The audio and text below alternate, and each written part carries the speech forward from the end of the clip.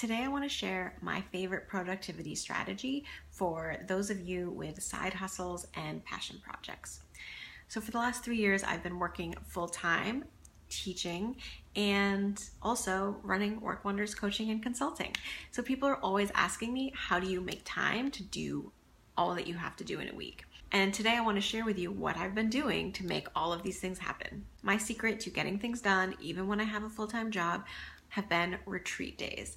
So if you've been following me for a while, you probably know and have heard me talk about retreat days. Retreat days are what I call blocks of time that I have set aside to pursue creative efforts and to focus on building my own skills. They can take place in the evenings, on weekends, or some combination of both. It can be half a day, it can be a full day, or again, some combination of both.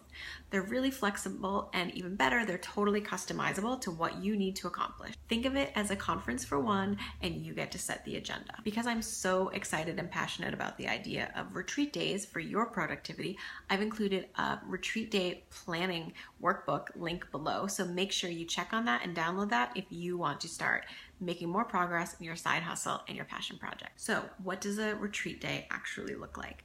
Well, you get to set the agenda. So what I would often do is I would set a morning ritual where I would do some writing. I love to write first thing in the morning, so that's when I would do a lot of my newsletter writing. It's when I would do a lot of blog post writing, or sometimes I even outline videos in the morning just because that's when I feel like I'm most productive and most focused. I would also be sure to include time to check in on some project planning timelines and create agendas for myself moving forward. So it's how I would keep track of what content I was going to create for my audience. It's how I would figure out which clients I needed to follow up with. So I always had a little bit of project planning and admin work rolled into the mix.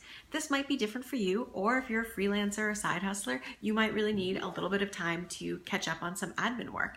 And the great thing is when you have a retreat day is you can give it a set period of time. So instead of just invoicing clients and taking your time and letting it drag out, you can just schedule 30 minutes to get that done and be really focused about it, and you'll be incentivized to move on because you'll have something cool scheduled afterwards that you'll be excited to move on to. I also always made sure to include skill building in my retreat days. So when I was taking classes for coaching, when I was learning to make a website, all of that required like watching videos, learning, reading, that sort of thing. So for me, that was an important component of my retreat days, and I bet it would be for you too.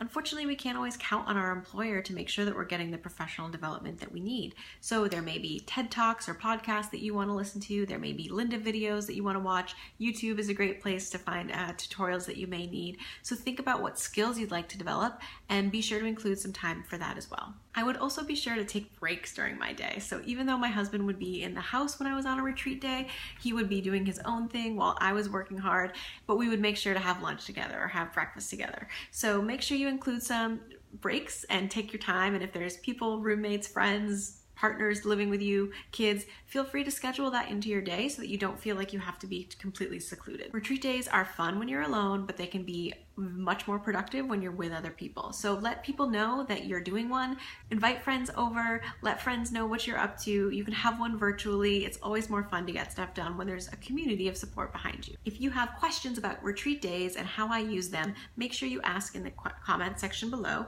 And if you want to create one for yourself, make sure you download the retreat day workbook in the comments below. There's a link.